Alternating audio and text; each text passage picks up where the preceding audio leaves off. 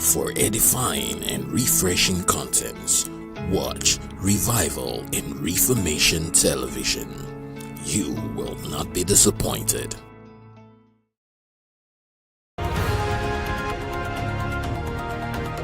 Welcome to Word Express. Welcome to a new week in the grace and in the mercy of God. We continue to learn the gospel, which is very crucial for our lives. If we learn the gospel, if we understand the gospel, then we'll be able to live the Christian way. Now we look at the day, we say the end of the year is near. But guess what? The end of the world is so near, so close. And so we must clothe ourselves with the gospel, have understanding of Jesus and what he accomplished for us on the cross of Calvary. So last week we ended with 1 Thessalonians chapter 4, speaking about the catching up of the saints. We call it the rapture.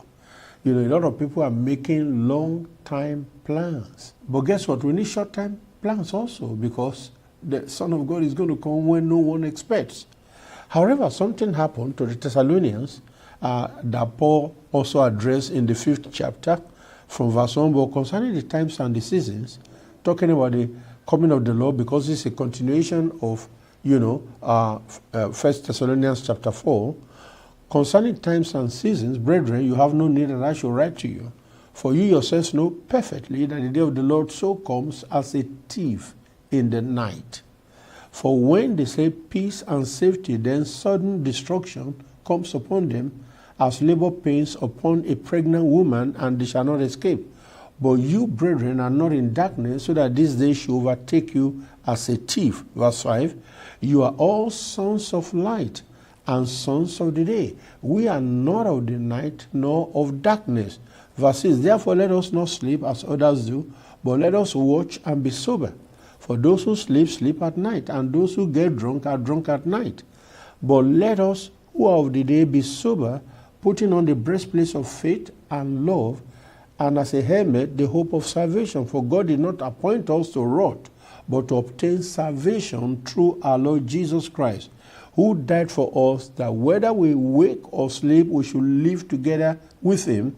Verse 11, and which is the end of this passage, therefore comfort each other and edify one another, just as you also are doing.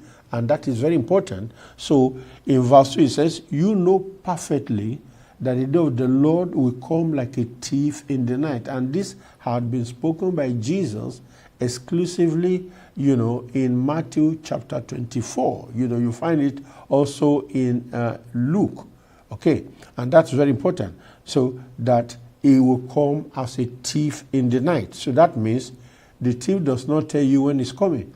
We have had it said, armed robbers will write to a community and say, we are coming on. So they don't usually come on that day, because they know that day you will prepare for them. They let you think that they are no longer coming, and then they pounce on you, He said, for when they say peace and safety, when the world will say, hey, we are enjoying safety, we have reconciled all the warring nations and groups in the world, then sudden destruction comes upon them, as labor pains upon a pregnant woman. So that's another description, like a thief in the night. Okay, labor pain as upon a pregnant woman, and they shall not escape. Verse 4 says, but you, brethren, are not in darkness, and that's our point of call.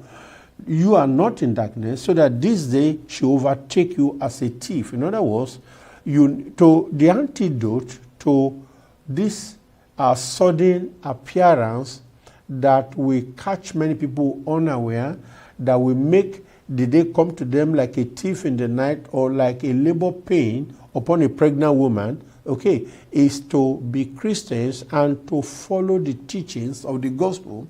Unfortunately, in many churches, and I mean in so many churches, there is almost nothing said at all about the coming of Christ. I can tell you for free that there are many Christians who don't even believe that this coming of Christ is anything any longer. Okay? So the commentary in the People's New Testament will say, when it says, you are not in darkness, the Christian has been fully instructed. Number one, he is a child of light. Okay? Fully instructed. Now, big question. Are you worshiping God where people have been fully instructed on this subject of his coming? Or are you in a church? All that they know is, motivation, how to prosper, how to become great in life. That's a very dangerous place to be. Okay? The Christian has been fully instructed, because that should be the situation. Is a child of light, that's number 2, and knows that he must always be ready. He follows the light of the world. Jesus is the light of the world. Okay? So he said, now, ye are all the children of light. They are of the light, then of the day, because they have come to Christ for light and are taught of him. Hence, on this subject, they are fully informed about the things of the end time. We call it eschatology. Those are of the night who turn away from the light and refuse to accept it, So when he says, but you are taught of him, hence, on this subject, they are fully informed. Children of God like you and I, we are fully informed about the coming of the Lord. Those are of the night, those who are not in the church, those who are not disciples, who turn away from the light and refuse to accept it. Therefore, let us not sleep and appear. Since Christians are of the day, they should be wide awake. Day is not the time for sleep, okay? A sleep of the spiritual faculties, which renders one insensible to danger. In other words, we sleep in the night. So when he says we are not supposed to sleep in the daytime, which means it's a sleep of spiritual faculties, which renders one insensible to danger, is meant. Instead of sleeping, Christians should watch and be sober, And for more comments and information on how we should obey this, you can go to Luke 21:34, Luke 21:36. Let me just pull it out.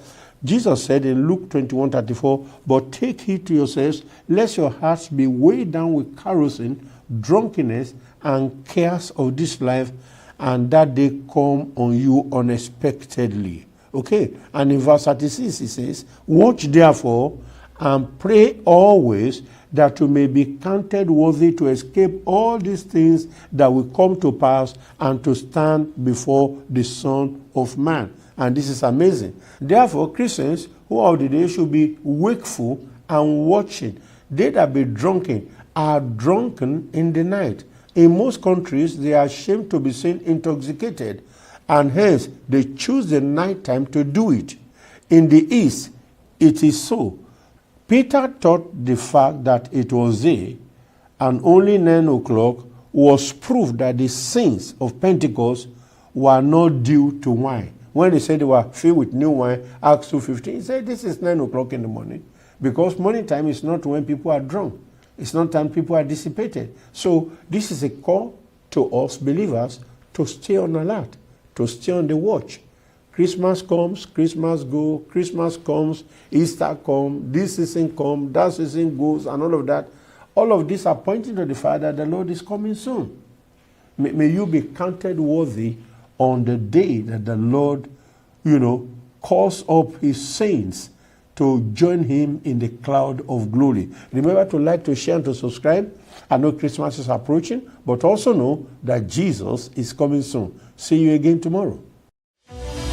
This is Revival in Reformation Television.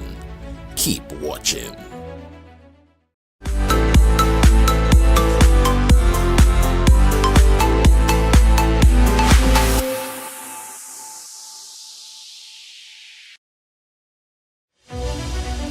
Thanks for watching Revival and Reformation Television.